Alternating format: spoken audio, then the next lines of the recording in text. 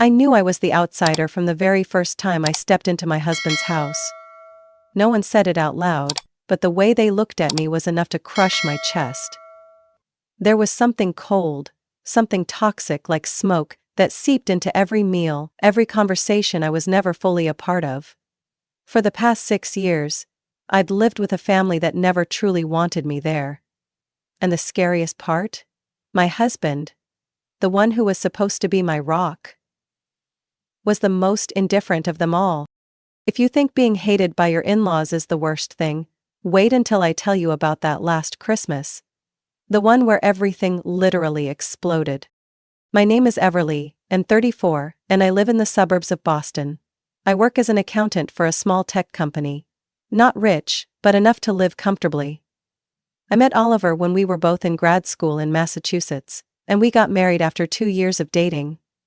Back then I thought I had found the love of my life. A warm, funny man who always said he'd protect me from the world if he had to. What I didn't realize was that the world would start right in the house he grew up in. Oliver's family is very traditional in the way they proudly describe as American values. His mother, Helen, a woman in her 60s with perfectly styled blonde hair and piercing eyes, never liked me. I knew it from the first handshake, when she squeezed my hand so hard it hurt, and gave a half smile like she was inspecting a defective product. Oliver's 2 sisters, Candace and Julia, weren't any better. The 3 of them were like a block of ice, united in keeping me on the outside. At first I thought they just needed time. I tried starting conversations, brought nice wine to every gathering, even learned to make Helen's exact recipe for pumpkin pie to impress her. But every effort was like throwing stones into a dry well. They didn't care.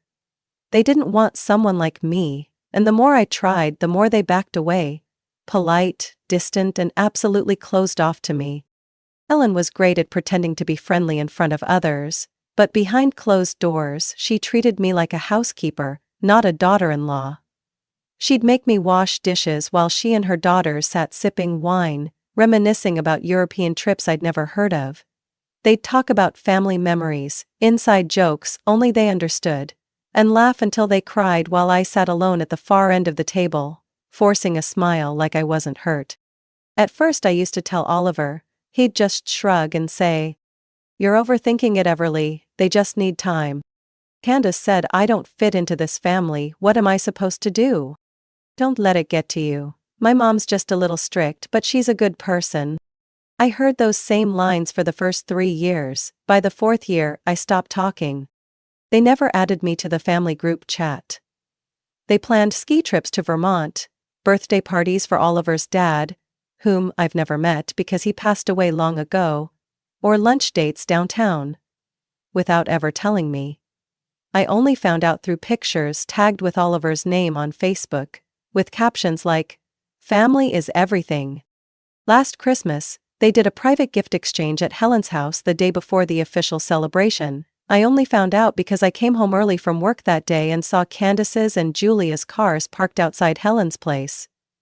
When I walked in, they were gathered around the Christmas tree, unwrapping presents, and fell silent when they saw me.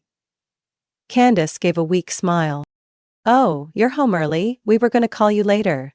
Helen took a sip of wine, eyes fixed on the TV. "A few small gifts, nothing big." Nothing big. And there I was, in my wrinkled work clothes, watching the 3 of them giggle together, holding Sephora bags, bottles of Italian wine, and cashmere scarves. Oliver was on his phone, not even looking up. But that wasn't the breaking point. The real breaking point came this Christmas. When they gave gifts to everyone in the family, except me. I didn't know what I expected when I walked into Helen's mansion that afternoon, but it definitely wasn't that kind of blatant humiliation. The house smelled of cinnamon and baked butter, the scent of warm memories I'd never been part of. The living room sparkled with fairy lights. The Christmas tree stood taller than anyone and was decorated perfectly, and everything looked like it came straight out of Better Homes and Gardens. Candace was laughing loudly at one of Julia's not-so-funny stories, while Helen stood in the open-concept kitchen, still wearing her cooking gloves but already reapplying her wine-colored lipstick. Oliver was pouring white wine for his mom, looking annoyingly carefree. He didn't even notice I was standing behind him for almost a full minute, completely ignored. When dinner started, everyone gathered around a long table covered with a white lace cloth, glassware, scented candles, and a turkey Helen dramatically placed in the center like some sacred offering. I sat at the far end, across from Candace and Julia, while Helen sat at the head of the table like a queen ruling her Connecticut palace. Dinner went exactly as I expected. All about them. Candace bragged about her trip to Napa Valley with her new boyfriend. Julia talked about the art exhibit she was invited to, though I knew she was just tagging along. Helen kept praising her daughters, throwing in the occasional jab about women who don't know how to make proper pumpkin pie. A not-so-subtle dig aimed directly at me. I said nothing, just smiled and took small sips of wine to keep myself composed. I thought, maybe if I stayed quiet this time, they'd go easier on me. I was wrong. As dessert was being served, Helen clapped her hands 3 times like she was about to announce something grand. Before we eat the pie, I have a little surprise. She smiled brightly, eyes scanning the table. I immediately felt uneasy. Helen pulled out a large gift bag from under her chair and began handing them out one by one. The dark red bag had each person's name printed on a label. Candace received a leather handbag from a brand I knew for sure cost no less than $500. Julia got an all-inclusive 2-day spa voucher at a luxury resort. Oliver was given a bottle of rare whiskey he had mentioned during dinner 3 months ago. I sat still, gripping my wine glass, trying to swallow the icy feeling in my stomach. In the end, there were no bags left. My name wasn't on any of them. Helen turned to me with a fake look of surprise. "Oh dear, Everly, looks like I forgot about you." She laughed. Candace laughed. Julia giggled. Oliver, my husband, laughed too. The kind of laugh that didn't even try to hide it. I froze. For a brief moment, I felt like I was sitting naked in a crowded room, with no one bothering to hide their contempt anymore. "It's okay," I said, my voice strangely calm. I gently set my glass down, looking straight into Helen's eyes. "Good thing I didn't forget about you." The room went dead silent.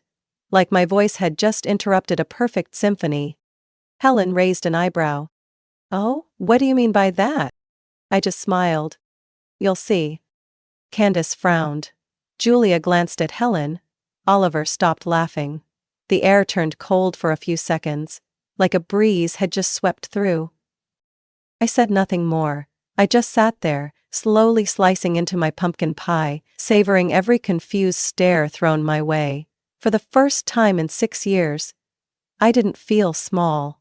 For the first time, I saw fear in their eyes. Even if they didn't yet understand why. And that was only the beginning. I pulled a small box from my handbag, wrapped in shiny silver paper and tied with a red ribbon, like something straight out of a luxury gift shop. I handed it to Helen with both hands, slowly, making sure everyone at the table could see. "For you," I said, my eyes never leaving her proud face that was starting to darken. Candace and Julia looked at each other, then back at their mother. Oliver blinked rapidly, as if he couldn't believe that Everly, the quiet, gentle wife who always endured, had just hit back like this.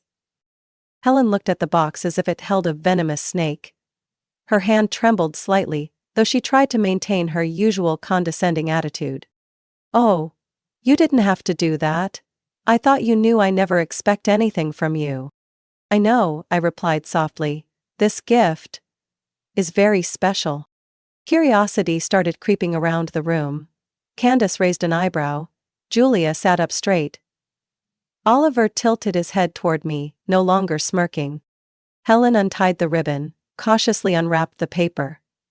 When she pulled out the thick stack of papers inside, I saw her hand begin to tremble for real. No more pretending. "What is this?" Her voice was hoarse. "Financial reports from your event planning company. And a few amended tax returns from the past 7 years." I poured myself another glass of wine, neither fast nor slow. "Did you know you underreported at least $240,000 in revenue over the last 3 years?" And that's not even counting the personal expenses from the company account. The silence crashed down like a sudden storm. The atmosphere changed. No one laughed anymore. The only sounds were the rustle of paper in Helen's hands, and her sharp breathing. Julia was the first to speak. "Mom, what is this? Is this real?" Candace snatched the documents, skimmed through them, and her eyes widened. "You hid this from us?" Helen didn't answer. She stared at the pages as if she could will them to disappear.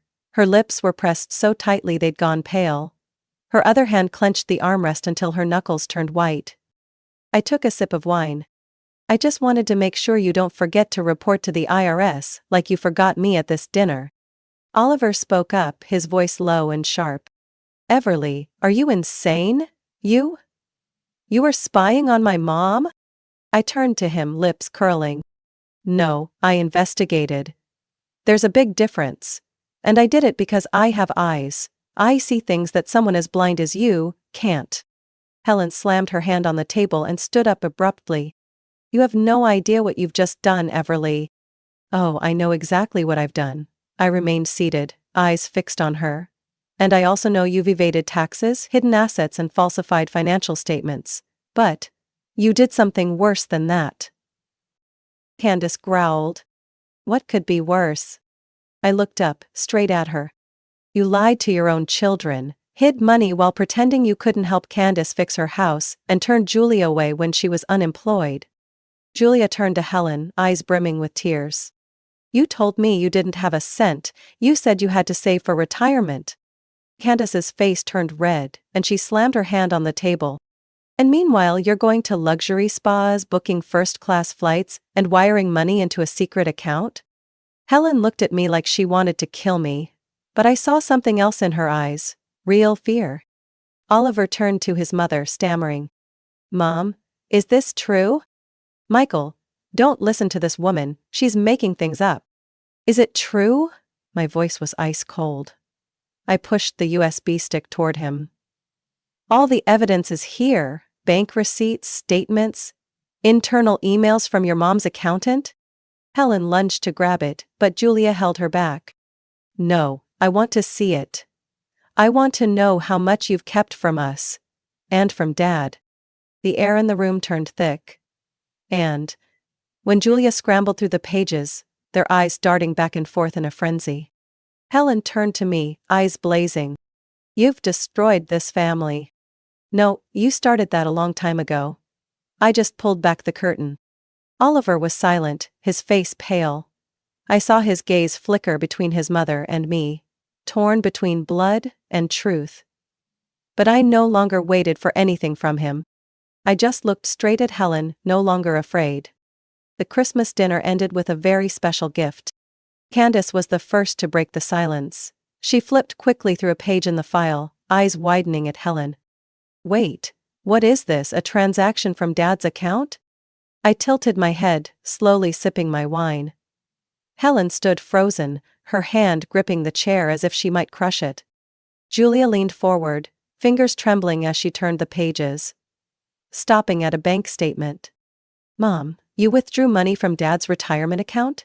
This transaction is clearly from his 401k. "No way," Candace stammered, turning to Helen, her face stripped of its usual arrogance. "You told us you didn't touch a penny." Helen clenched her jaw, trying to stay calm, but her eyes began to go vacant. The wrinkles around her mouth twitched, like they were holding back another lie, but this time, the words didn't come out in time. "What did you use Dad's money for?" Julia's voice was tight, eyes red. "I just borrowed it. I was going to put it back," Helen whispered. I laughed, a cold, sharp laugh like a blade. "How? With the way you've hidden money and manipulated the books, I don't think you ever had a plan to put it back." Candace threw the papers down on the table. "Oh my God, you lied to me. Said you had no money when I was trying to mortgage the house to buy a little condo for the kids. Julia had to borrow from her ex just to pay for hospital bills when the baby was sick." Julia bit her lip, clenching her fists.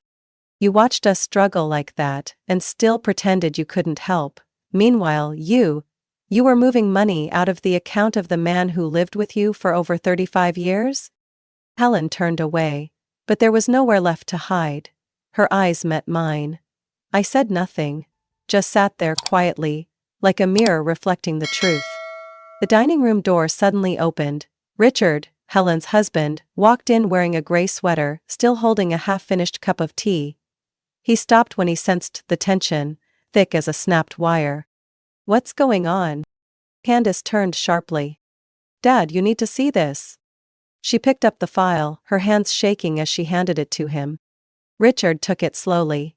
He began to read, his brow furrowing deeper with each line, his face flushing red. "Helen, is this real?"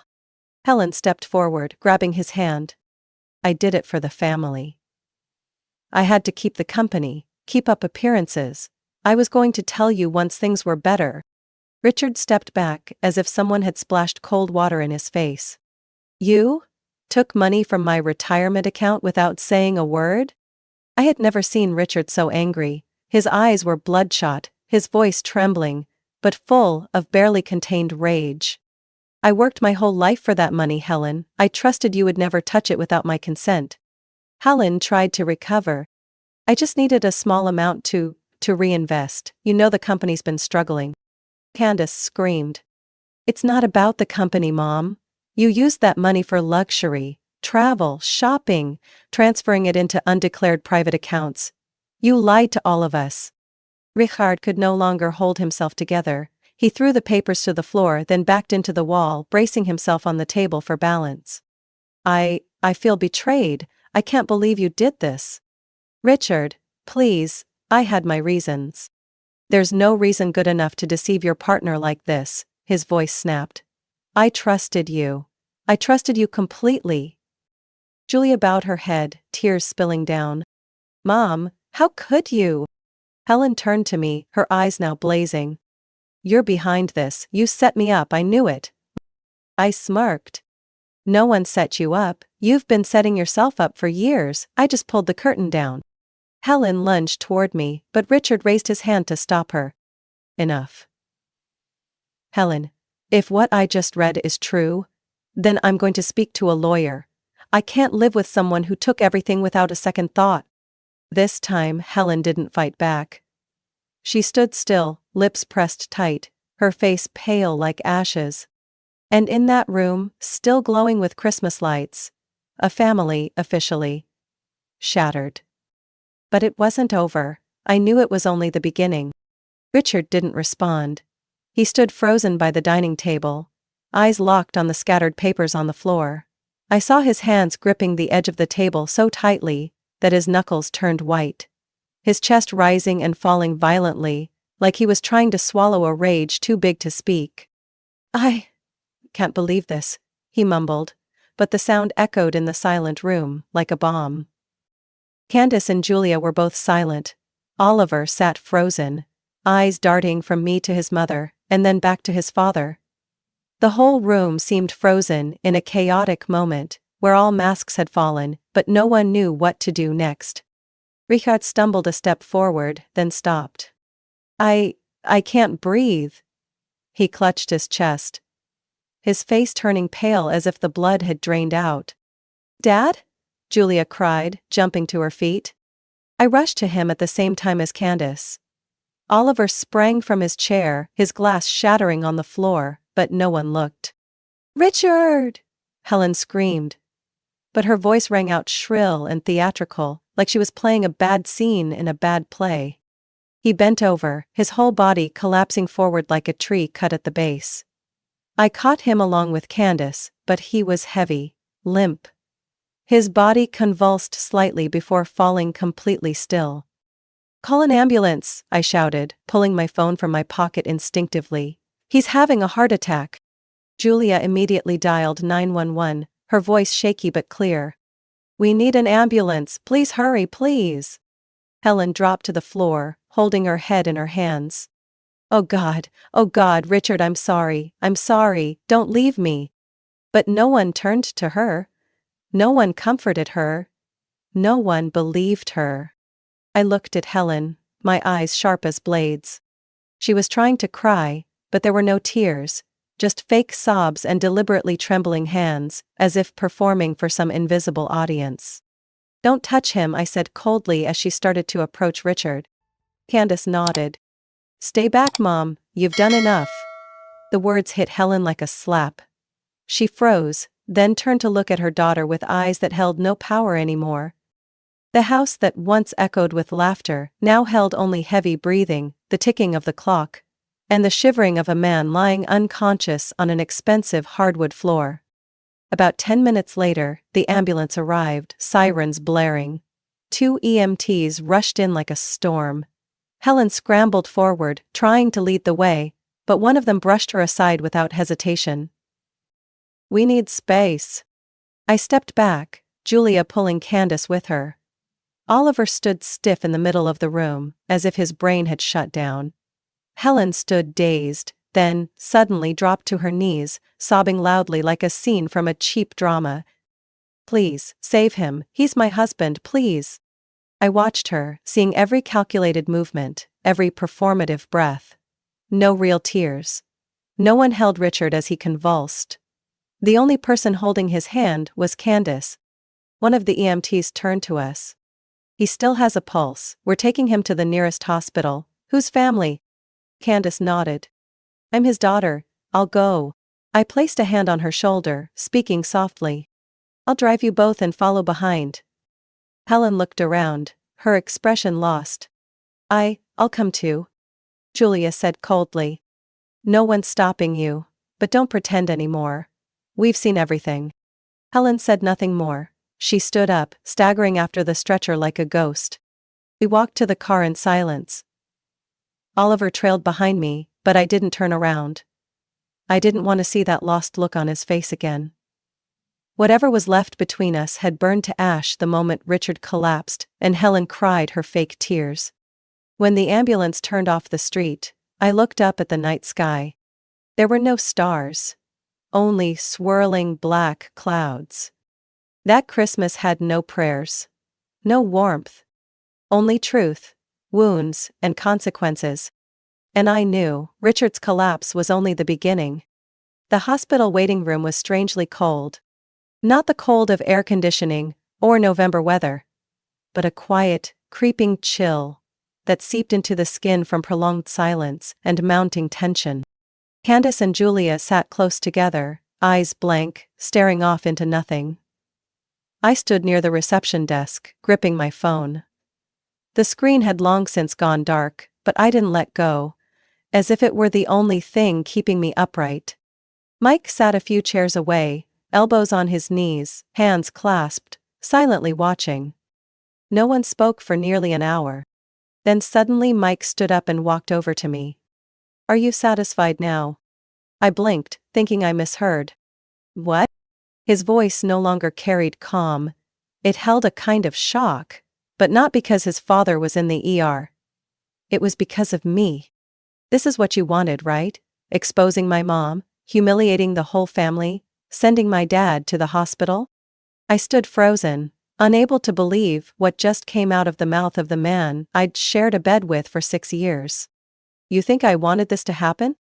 You planned it, you held on to all that, you brought it out on Christmas Day in the middle of family dinner, you knew my dad had a heart condition, you think I didn't notice?"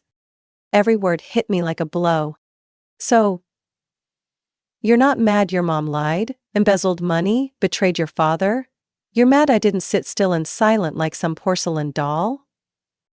Mike clenched his fists, his eyes red. "You couldn't have handled it differently?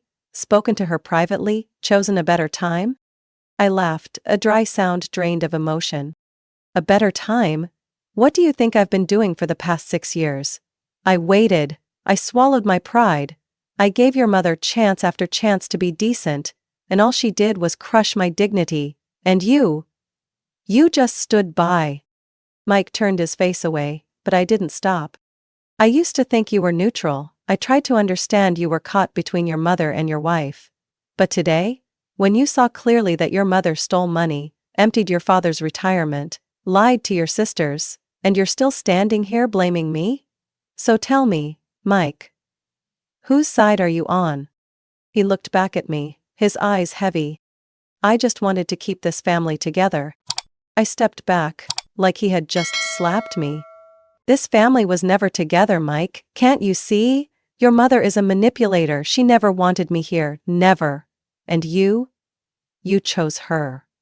Over and over again. You chose silence. Candace stood up, her voice cold. Mike, don't. Mom was wrong, we all saw it. Julia added. Everly didn't break anything, she just brought the truth to light. Mom's the one who put Dad in this position. Mike said nothing, he just looked at me, his eyes shattered. I looked right back, no longer angry, just an immense, cold emptiness spreading through my chest. You just lost your last chance to do the right thing. I don't need you to protect me, Mike. I just needed you to see me. But you never did. I slid my wedding ring off and placed it in his hand. This is the last time I wait for you to choose me. Mike said nothing, his hand clenched the ring so tightly it trembled, as if letting go would shatter everything. But it was already too late. I turned away, not caring what he would say next. I'd heard enough. And for the first time in 6 years I felt relief. A man can be your husband, but if he doesn't stand by you when you need him most, he's just a stranger carrying his mother's last name. I left the hospital right after the doctor announced Richard was out of critical condition but needed close monitoring due to severe heart damage. Candace and Julia stayed to watch over him for the night. Helen had disappeared after a nurse asked her not to interrupt the treatment. Mike was still sitting in the waiting room, looking like someone had drained the life out of him. But I didn't look back, no need. As I walked out to the parking lot, the night wind cut across my face like a blade. But instead of feeling cold, I felt weightless. The wedding ring in my palm felt like a foreign piece of metal, a relic from a life that no longer existed. When I got home, I didn't turn on the lights. I stood in the middle of the living room, staring at the wedding photos on the wall, the souvenirs from our honeymoon in Oregon, the leather chair where Mike used to sit and read sports news. Everything was familiar and completely foreign. I held the ring, placed it in the jewelry box, then took out a small suitcase. Just a few clothes, my laptop, wallet, and passport. I didn't need much, I just needed to leave before I started doubting my decision. The next morning, I sent a short email to the lawyer I had quietly prepared to contact since last month, when I began investigating Helen. The subject line read simply, "Begin divorce proceedings." That afternoon, I got the first message from Mike since our conversation at the hospital.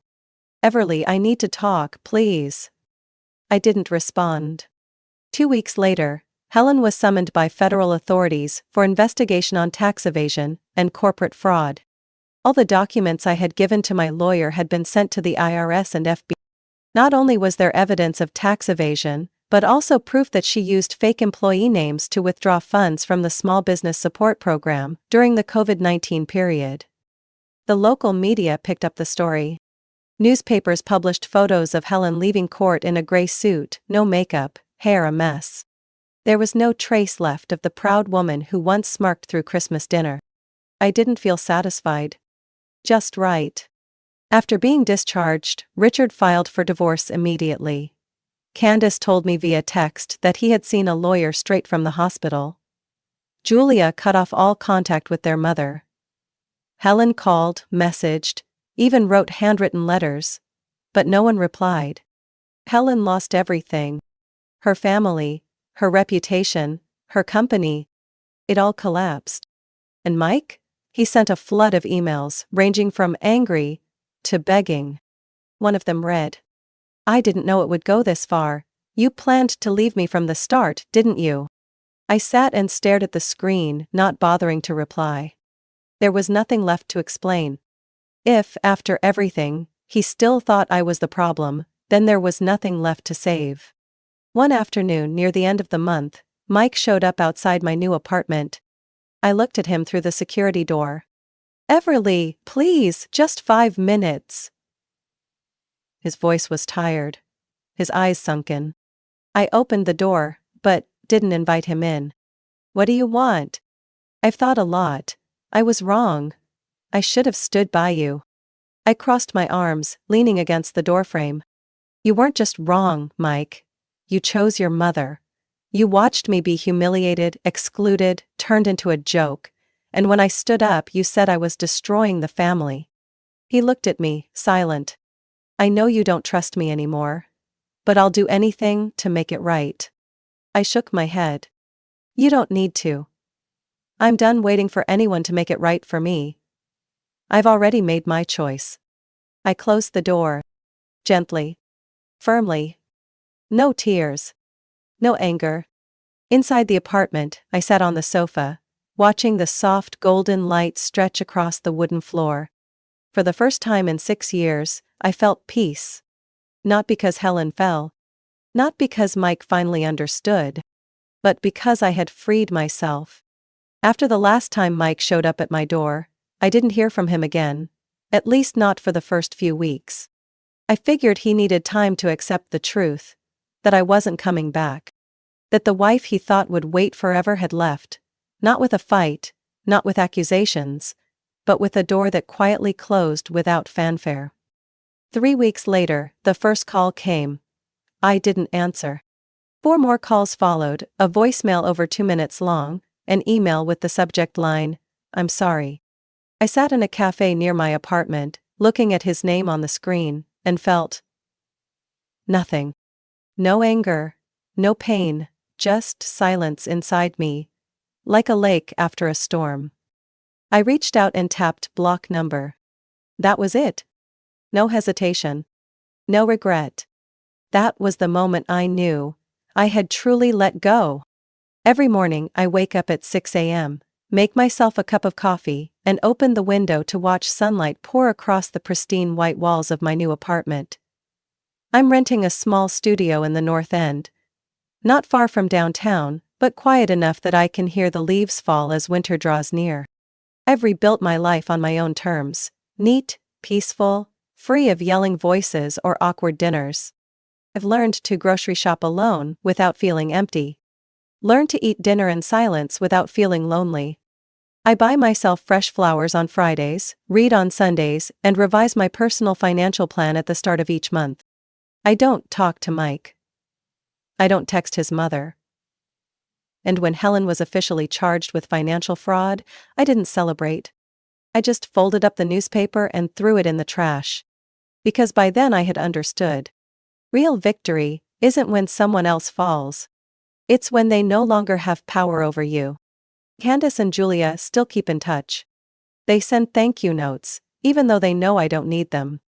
Once, Julia wrote, "If it weren't for you, our whole family would still be living in denial.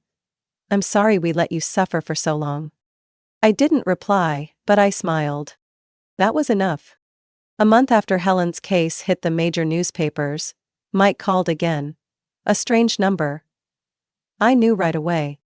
This time, I didn't wait for the third ring. I declined the call. 3 days later he emailed. "I have no excuses left. But I've started therapy.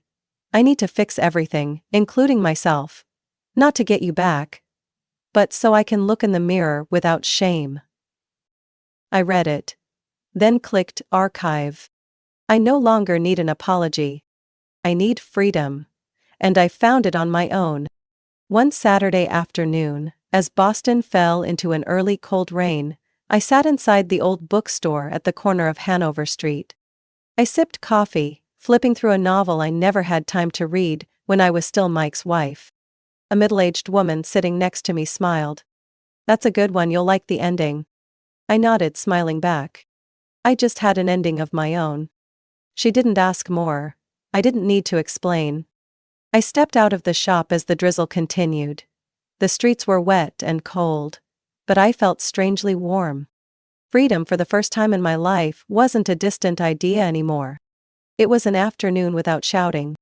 A hot cup of coffee no one complained about. Being alone, and feeling full. I used to think happiness was being loved. Now I understand, happiness is learning to love yourself. I don't know what lies ahead. But one thing I know for sure. I will never go back to being the woman I was in that house. I've made my choice. I choose me. Everly's story is a powerful reminder of what it means to wake up after years of being ignored and dismissed by the people closest to you. She didn't seek revenge through anger, but through truth, and the strength to walk away when she realized she deserved better. In real life, sometimes we need to let go of toxic relationships, even if it means being alone. Because loving yourself isn't selfish. It's the journey of reclaiming your worth and your peace. What do you think about Everly's decision? Would you have done the same in her place? Share your thoughts below and don't forget to follow the channel so you won't miss the next emotional family story.